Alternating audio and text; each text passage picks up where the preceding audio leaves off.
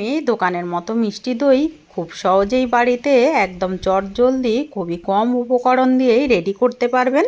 নমস্কার বন্ধুরা, কাজল ভিলেজ কিচেনে সকলকে স্বাগত জানাই। রোজকার মতো আজও রান্নাঘরে চলে এলাম। আজকের রেসিপি প্রথম থেকে লাস্ট পর্যন্ত দেখতে থাকুন, আশা করছি ভীষণ ভালো লাগবে। তো চলুন তাহলে শুরু করা যাক। আজকে দই বসানোর জন্য আমি এখানে 4 প্যাকেট গুঁড়ো যে প্যাকেটের দুধ হয় সেই প্যাকেটের দুধ নিয়ে নিয়েছি। এবারে এখানে নিয়ে নেব একটা বাটির মধ্যে সমস্ত দুধটাকেই দিয়ে দেব। এবারে এই বাটি মেপে আমি জল দিয়ে দেব। আগে থেকে হালকা উষ্ণ একটু গরম জল করে নিয়েছি, হাতটা কিন্তু দিয়ে রাখতে পারছি, এইভাবেই জলটাকে উষ্ণ গরম জল করে নিতে হবে। এবারে এই বাটি মেপে, যেহেতু আমি 1 বাটি দুধ নিয়েছি গুঁড়ো দুধ, তো তার জন্য এখানে ওই বাটি মেপেই 2 বাটি দিয়ে দেব জল। তো এখানে 2 বাটি আমি জল দিয়ে দিলাম। দিয়ে এবারে সমস্ত দুধটাকে খুব ভালো করে আগে গুলে নেব। তারপরে আমি দুধটাকে এইভাবে গুলে নিলাম। এবারে অপর দিকে গ্যাস অন করে একটা আমি তাওয়া বা কড়া গরম হতে বসিয়ে দেব। একটু কড়াটা কিন্তু বেশ গরম হয়ে গেছে। এখানে আমি চিনি নিয়েছি, যেই বাটি মেপে আমি এখানে দুধ নিয়েছিলাম তার থেকে এখানে 3 চামচের মতো চিনি নিয়েছি। মিষ্টিটা কিন্তু তোমরা তোমাদের পছন্দ মতোই রেডি করবে। বলতে পারো দুধের যে একটা দই একটা সুন্দর কালার হয়, সেই কালারটা আনার জন্য একটা ক্যারামেল রেডি করে নেব। তার জন্য চিনিটাকে এইভাবে একটু পেতে দেব। কয়েক মিনিটের মধ্যেই দেখতে পাচ্ছ চিনিটা কিন্তু খুব ভালোভাবে গলতে শুরু করেছে। এবারে আমি চিনিটাকে একটা খুন্তি দিয়ে খুব ভালো করে এবারে একটা ক্যারামেল রেডি করে নেব। এইভাবে খুব তাড়াতাড়ি কিন্তু হয়ে যায় ক্যারামেল, একদম কোনো রকম তেতো ভাবটা আসে না। আর এই সময় কিন্তু গ্যাসটাকে একটু আস্তে রাখতে হবে, রেখে এইভাবে একটু নাড়াচাড়া করে নেব।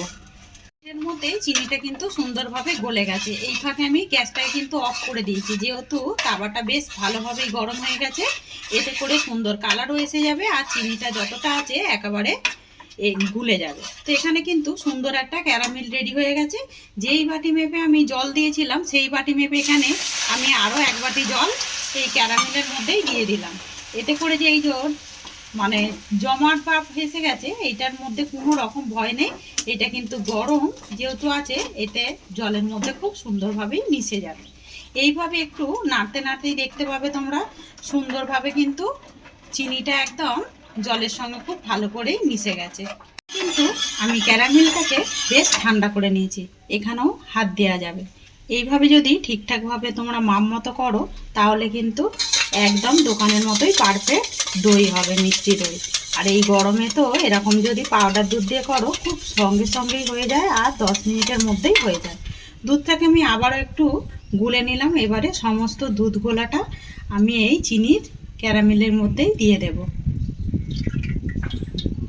এবারে এখানে দিয়ে দেব 3টে ফাটিয়ে নেওয়া এলাচটাকে দিয়ে খুব সুন্দর করে একটু নাড়াচাড়া করে দেব।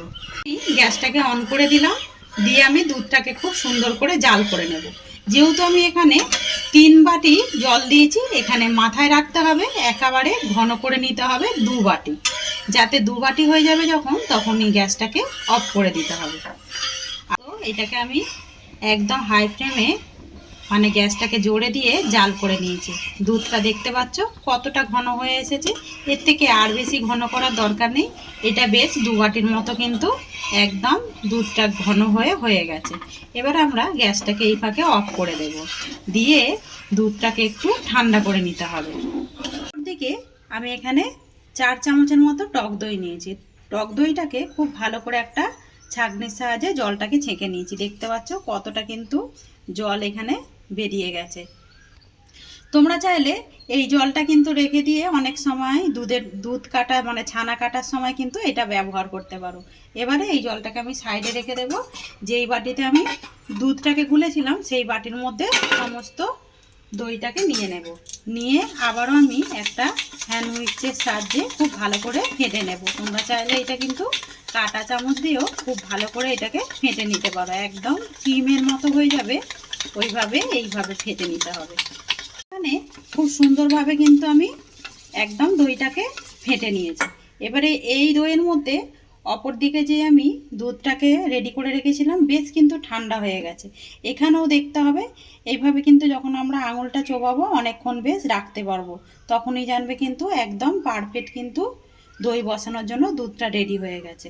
এখানে 1 হাতার মতো দিয়ে দিলাম, একেবারে সবটা দিয়ে দেবে না, অল্প অল্প দেবে। আর এইভাবে খুব সুন্দর করে আমি মিশিয়ে নেব। আগে খুব সুন্দর করে কিন্তু আমি দইটার সঙ্গে দুধটাকে একেবারে মিশিয়ে নিলাম।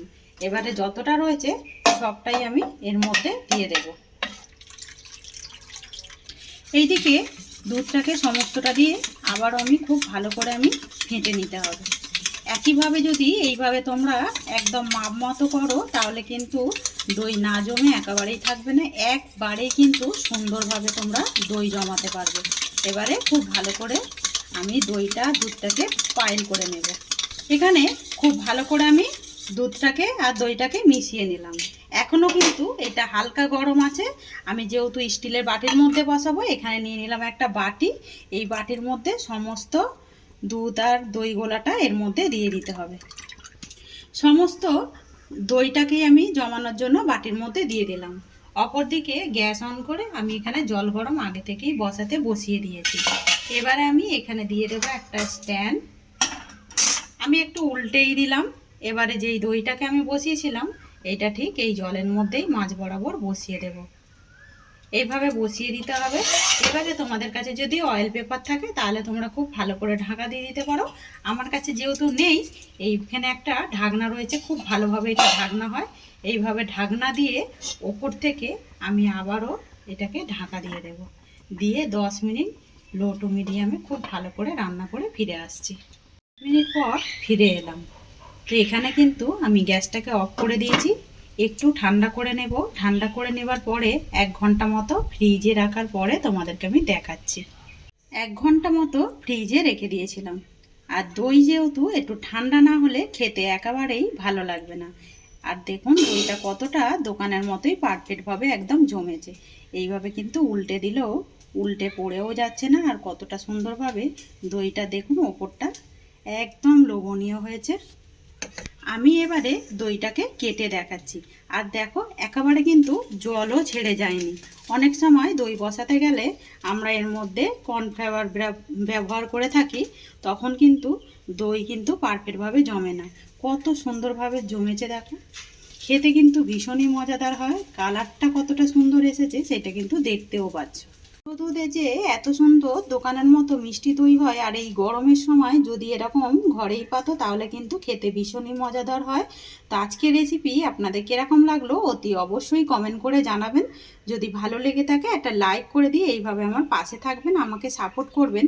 আমার এরকম নিত্য নতুন রান্নার জন্য পাশে থাকা বেল আইকনটি প্রেস করবেন। সবাই ভালো থাকবেন, সুস্থ থাকবেন। ধন্যবাদ। আবারও কোনো নতুন রেসিপি নিয়ে ফিরে আসবো। আজকের মতো এই পর্যন্ত।